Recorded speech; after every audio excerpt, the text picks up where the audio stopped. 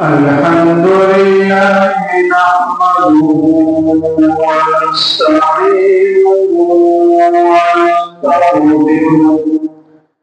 ونستغفره ونؤمن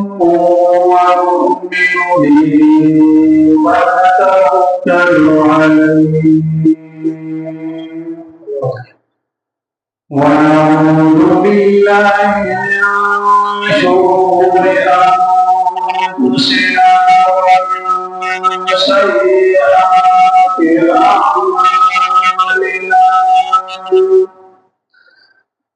من يهده الله فلا مضل له ومن يضلل فلا هادي له ونشهد أن لا إله إلا الله وحده لا شريك له ونشهد أن سيدنا ومولانا محمدا عبده ورسوله أرسله الله تعالى إلى كافة للناس بشيرا وداعيا إلى الله بإذنه وسراجا منيرا صلى الله تعالى عليه وعلى آله وأصحابه وبارك وسلم تسليما كثيرا أما بعد فأعوذ بالله من الشيطان الرجيم بسم الله الرحمن الرحيم إن عدة الشهور عند الله 12 شهرا في كتاب الله يوم السماوات والأرض منها أربعة حرم ذلك الدين القيم فلا تظلموا فيهن أنفسكم صدق الله مولانا العظيم وصدق رسوله النبي الأمي الكريم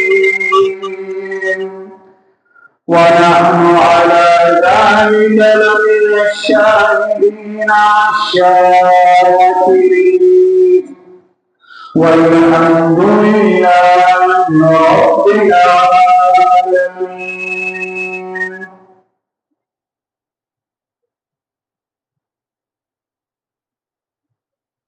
وقال النبي صلى الله عليه وسلم الحسن والحسين سيدا شباب أهل الجنة أو كما قال عليه الصلاة والسلام.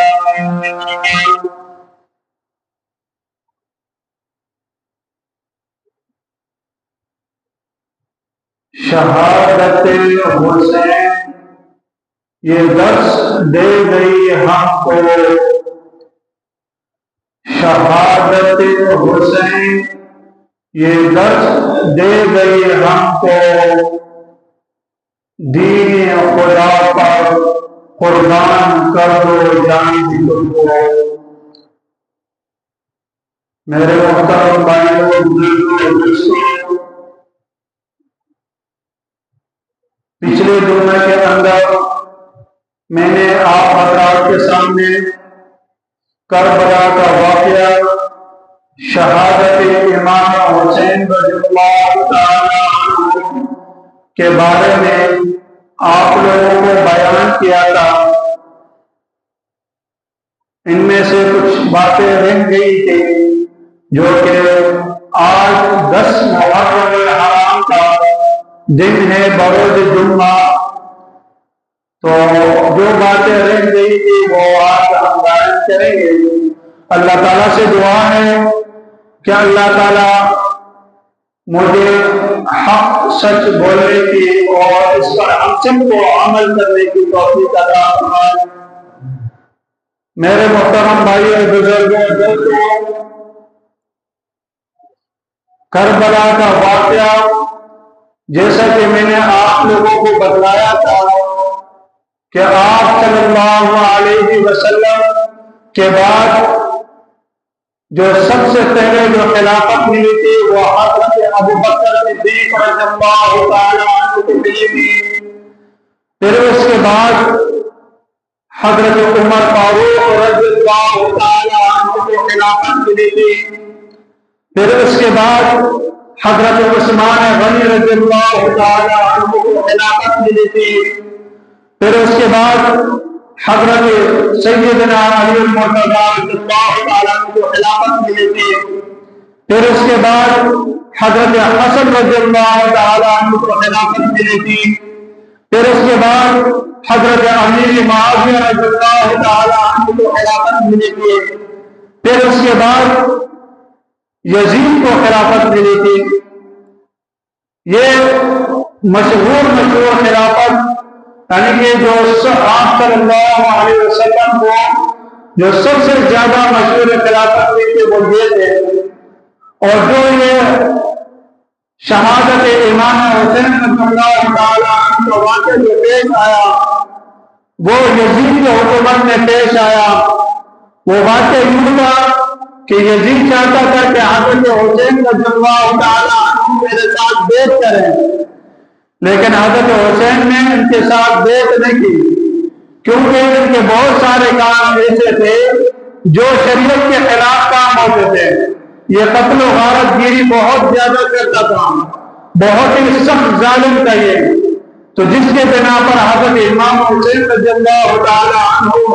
جو کہ آپ صلی اللہ علیہ وسلم کے نواسے رسول ہیں،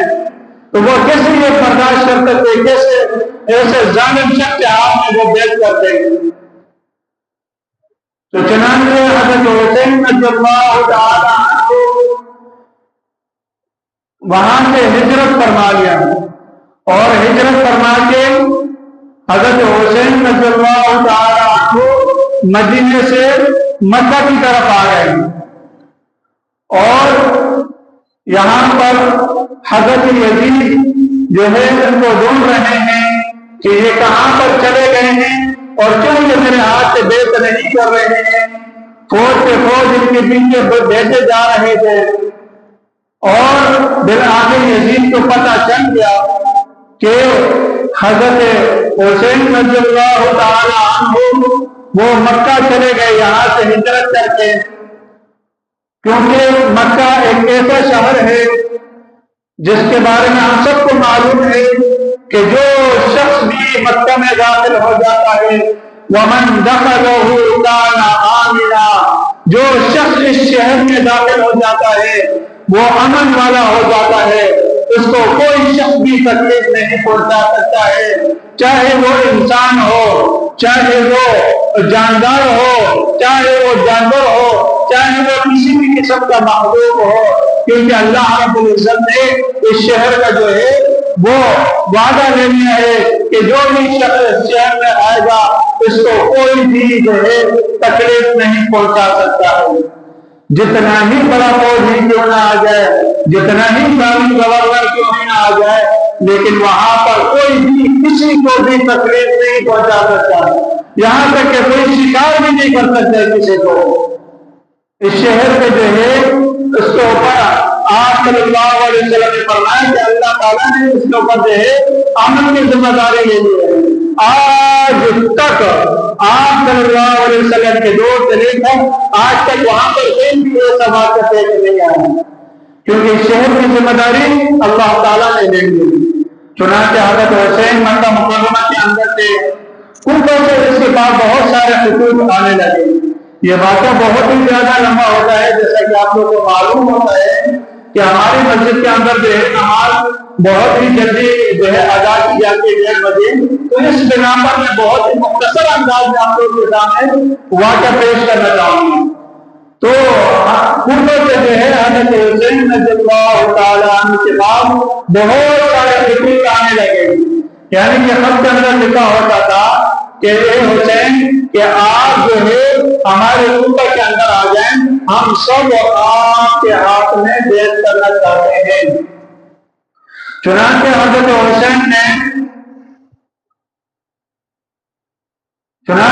حسین نے تمام صحابہ کرام کو جمع کیا اور وہ خطوط تمام صحابہ کرام کو دکھائے اور کہا کہ یہ خطوط آپ لوگ دیکھ لیجئے. کوفہ سے جو ہے میرے پاس خطوط سے خطوط آ رہے ہیں اور کہہ رہے ہیں کہ آپ جو ہے کوفہ کے اندر آ جائیں، ہم جو ہے آپ کے ہاتھ میں بیعت کرنا چاہتے ہیں. چنانچہ تمام صحابہ کرام نے ان کو جو ہے منع کر دیا. حضرت حسین کو یہ کہا کہ آپ وہاں سے نہ جائیں، کیونکہ کوئی بھی پتہ نہیں ہے، کیونکہ وہ شہر ایسا ہے کہ جہاں پر آپ کے والد محترم حضرت علی رضی اللہ عنہ کو شہید کر دیا گیا تھا. آپ کیسے بھروسہ کر کے وہاں پر جا سکتے ہیں؟ چنانچہ حضرت حسین نے کہا کہ اگر میں اسی حالت میں اگر میں اس دنیا سے چلا گیا تو میں اللہ تعالیٰ کو کیا نہیں دکھاؤں گا. کہ کوفہ کے لوگوں نے مجھے کہا کہ ہمیں آپ کی ضرورت ہے، ہم آپ کے ہاتھ میں بیعت کرنا چاہتے ہیں اور میں پھر بھی نہ جاؤں. اگر اللہ نہ کرے اگر میں اس حالت میں دنیا سے چلا گیا تو اللہ تعالیٰ کے میں کیا منہ دکھاؤں گا اور میں اللہ تعالیٰ کو کیا کہوں گا کہ یہ لوگوں نے جو ہے میرے پاس ریکویسٹ کیا تھا، درخواست کیا تھا، عرض کیا تھا، گزارش کیا تھا کہ آپ ہمارے پاس آ جائیں، ہم آپ کے مستفید ہونا چاہتے ہیں، ہم آپ کے ہاتھ سے بیعت کرنا چاہتے ہیں. بولے میرا دل گوارا نہیں کرتا ہے کہ میں یہاں پر بیٹھا رہوں. چنانچہ جب صحابہ کرام نے دیکھا کہ حضرت حسین رضی اللہ تعالیٰ عنہ کہ وہ جہانے پر پراصرار ہیں اور وہ وہاں پر جانا چاہ رہے ہیں، لیکن جو ہے پھر مشورہ یوں ہوا کہ صحابہ کرام نے کہا کہ آپ ایسا کریں کہ ایک شخص کو متولی بنا کر آپ قاصد بنا کر کوفہ کے اندر بھیج دیں، وہاں کے حالات دیکھ لیں، وہاں کے ماحول دیکھ لیں، آئے یہ لوگ سچ کہہ رہے ہیں، وہاں پر کوئی کسی قسم کا کوئی پروگرام کوئی پلان تو نہیں کر رہے ہیں آپ کے خلاف. تو اس پر حضرت حسین نے کہا چلے یہ بات آپ لوگوں کی ٹھیک ہے، وغیرہ میں یہ ہوتا ہوں، چلے میں آپ لوگوں کی یہ بات مان لیتا ہوں کہ ایک شخص کو میں کوفہ کے اندر بھیج دیتا ہوں، وہاں کے حالات میں معلوم کر دیتا ہوں کہ آج واقعی ان لوگوں کو میری ضرورت ہے یا نہیں، یا ویسے جو ہے وہ جو ہے نا بات ہو رہے ہیں میرے پر حملہ کرنا چاہ رہے ہیں. تو اس پر جو ہے نا حضرت حسین رضی اللہ تعالیٰ عنہ اپنے چچا جان بھی حضرت مسلم بن عقیل رضی اللہ تعالیٰ عنہ کو بطور قاصد کوفہ کے اندر بھیجا.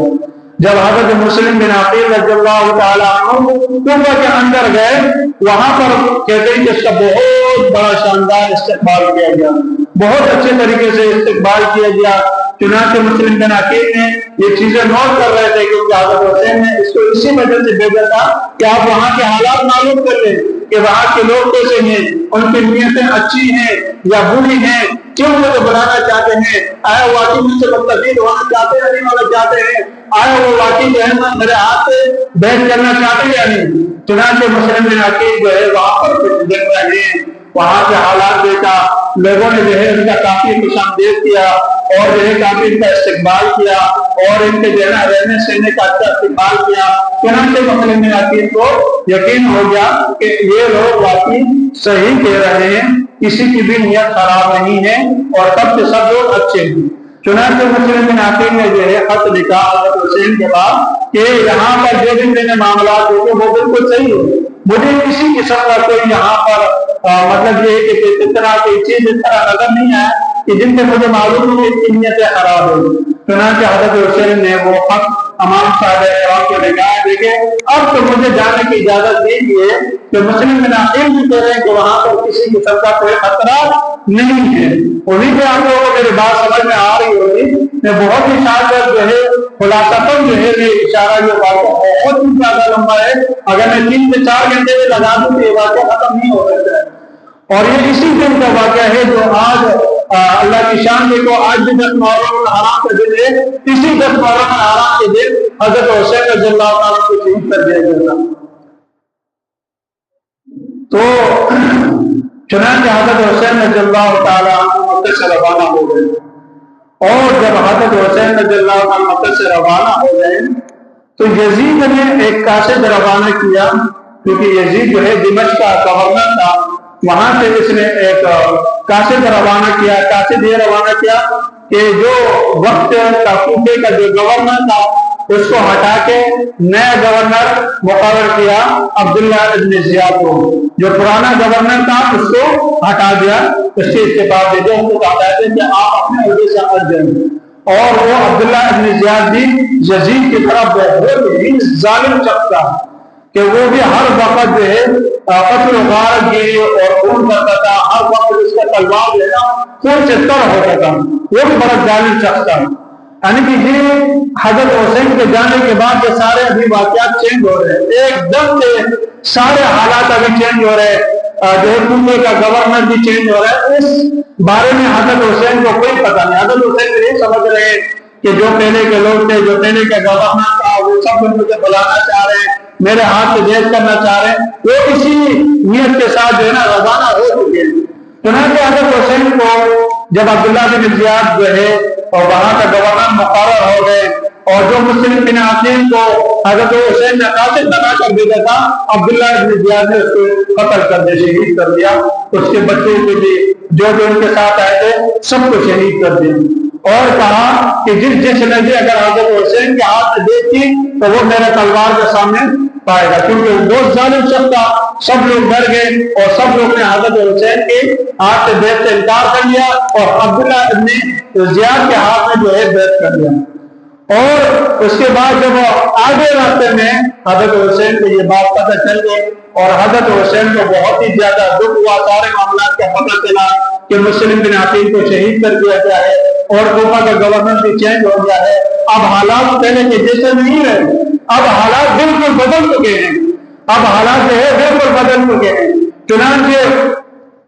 حضرت حسین کے ساتھ جو لوگ آئے تھے ان کے بارے میں بتلایا جا رہا ہے کہ حضرت حسین کے ساتھ جو لوگ تھے وہ 72 لوگ تھے، 72 لوگ تھے، بہت ہی کم لوگ تھے، کوئی زیادہ لوگ نہیں تھے۔ حضرت حسین رضی اللہ تعالیٰ عنہ اہل بیت کے ساتھ لوگوں کے ساتھ روانہ ہو چکے تھے، وہ 72 لوگ تھے، اور کہتے ہیں کہ عبداللہ ابن زیاد نے جو اس کے مقابلے میں جو لشکر بھیجا تھا وہ 5000 کے برابر اس کے لشکر کے وہ ایک طرف 72 لوگ ہیں اور ایک طرف 5000 لوگ ہیں، آپ اندازہ لگائیں۔ کہتے ہیں کہ عبداللہ ابن زیاد نے بھی حضرت حسین کو مجبور کیا کہ آپ جو ہے میرے ہاتھ سے بیعت کرنے، چنانچہ حضرت حسین نے اس سے بھی انکار کر دیا، لیکن یہاں پر حضرت حسین نے ان کو یہ کہا کہ میں آپ کے ہاتھ سے بیعت نہیں کروں گا، بلکہ میں بیعت کروں گا ڈائریکٹ یزید کے ہاتھ سے بیعت کروں گا۔ لیکن عبداللہ بن زیاد جو ہے اس کو غرور اور تکبر کے اس میں وہ پڑا ہوا تھا، وہ چاہتا تھا کہ یہ میرے ہاتھ سے بیعت کر لیں اور جو ہے میں یزید کو پیغام دے دوں، اور یزید خوش ہو جائے گا تو وہ مجھے اور انعامات دے دیں گے۔ وہ اپنی گورنمنٹ کی چکر میں لگا ہوا تھا۔ چنانچہ اس نے کیا کیا، اس نے جو ہے جنگ کا اعلان کر دیا حضرت حسین کے ساتھ۔ حضرت حسین نے تمام جو ہے اہل بیت اس کے ساتھ تھے، کہتے ہیں کہ چاروں خلیفے کے بیٹے اس کے اندر تھے، حضرت حسین کے بتیجے بھی تھے، حضرت حسین کے بیٹے بھی تھے، حضرت حسین کے بانجے بھی تھے، سارے اہل بیت کے بیٹے بچے، یہاں تک کہ عورتیں بھی اس کے اندر تھے، سب کے سب اس کے اندر جو 72 لوگ میں آپ لوگوں کو بتلا رہا ہوں یہ اس کے اندر موجود تھے۔ چنانچہ حضرت حسین نے سب کو مخاطب کہا کہ میں تو یہاں سے واپس جانے والا نہیں ہوں، لیکن میں آپ لوگوں کو اجازت دیتا ہوں، میں اگر کوئی یہاں سے واپس جانا چاہتا ہے تو میں واپس چلے گا یہاں سے۔ لیکن لوگوں نے جو ہے صاف انکار کر لیا اور کہا کہ ہم اگر اس دنیا سے چلے گئے تو اللہ تعالیٰ ہم کیا منہ دکھائیں گے کہ ہم نے آپ صلی اللہ علیہ وسلم کے نواسہ رسول کو کربلا کے میدان میں اکیلے چھوڑ کے واپس چلے آتے ہیں، ہم یہ اللہ تعالیٰ کو بتلائیں گے، ہم کس منہ سے اللہ تعالیٰ کو یہ بات بتلائیں گے۔ چنانچہ جو ہے حضرت حسین کو یہ بات اچھی بھی لگی اور جو ہے کہا کہ ٹھیک ہے ہم ان کے ساتھ مقابلہ کریں گے، اور 7 تاریخ کو جو ہے یہ کربلا کے میدان میں آئے ہیں، کہتے ہیں کہ انہوں نے ان کے اوپر اتنا ظلم کیا کہ ان کے اوپر پانی کا دریا فرات کا پانی منظم کر دیا، اتنے ظالم لوگ تھے، ہمیں کہ پتہ بھی ہے کہ 72 لوگ ہیں، 5 آزاد لوگ ایک طرف ہے، ایک طرف 72 لوگ ہیں، وہ کیا کر سکتے ہیں؟ لیکن پھر بھی کیا کیا ان کے اوپر جو ہے پانی بند کر دیا ان کے اوپر، اور ان کو جو ہے نا بھوک اور پیاس سے وہ تڑپتے رہے یہ لوگ. پھر بھی انہوں نے جو ہے نا ہار نہیں مانی، اور جو ہے 10 محرم الحرام کے دن کہتے ہیں کہ یہ جو آج 10 محرم الحرام کے دن ہے، یہ لوگ جو ہے آمنے سامنے ہوئے ہیں. پہلے جو ہے اہل بیت کے جتنے بھی مردان تھے وہ آگے گئے، اور جو ہے کہتے ہیں کہ سب کے سب شہید ہو گئے. کہتے ہیں کہ آخر میں حضرت حسین رضی اللہ تعالیٰ عنہ کو بھی شہید کر دیا،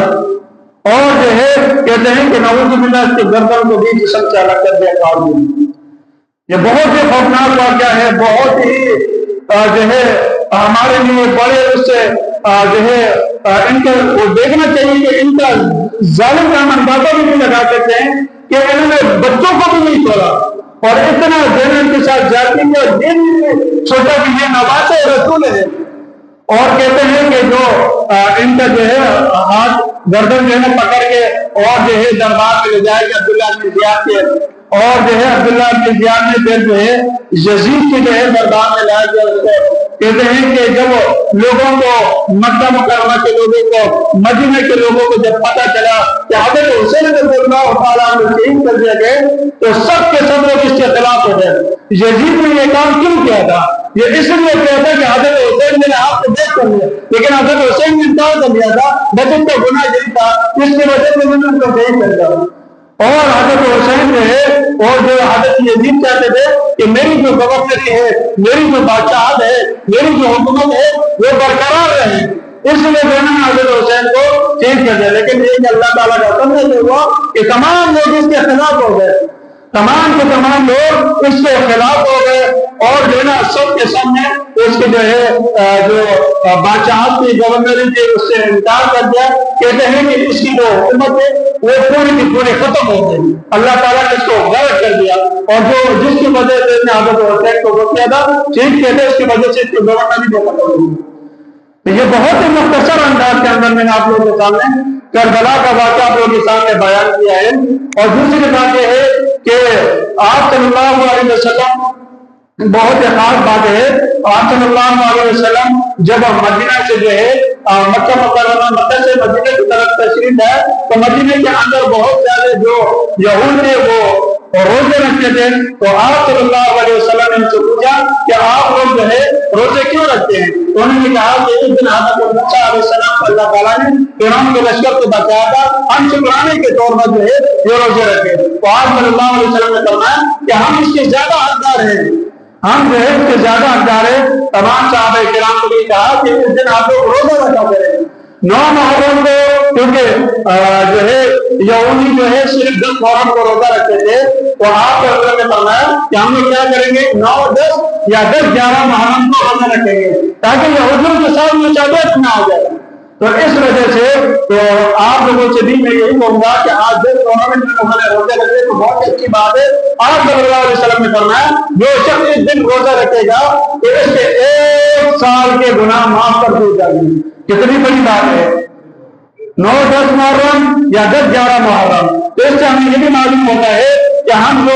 جو انگریزوں کے جو لائف سٹائل ہے یہودیوں کا، تو ہمیں اس کے خلاف کرنا چاہیے، ہمیں ان کے مطابق زندگی نہیں گزارنا چاہیے، بلکہ آپ صلی اللہ علیہ وسلم کے مطابق زندگی گزارنا چاہیے. تو دوسری بات ہے کہ کربلا کا واقعہ بھی بیان کیا، اور ایک روزے کے حوالے سے کہ اس دن کا جو ہے روزے لازمی کر دیں. ٹھیک ہے. تو اللہ تعالیٰ سے دعا ہے کہ اللہ تعالیٰ ہم سب کو ہم تمام باتوں پر عمل کرنے کی توفیق عطا فرمائے. وآخر دعوانا الحمد للہ رب العالمین.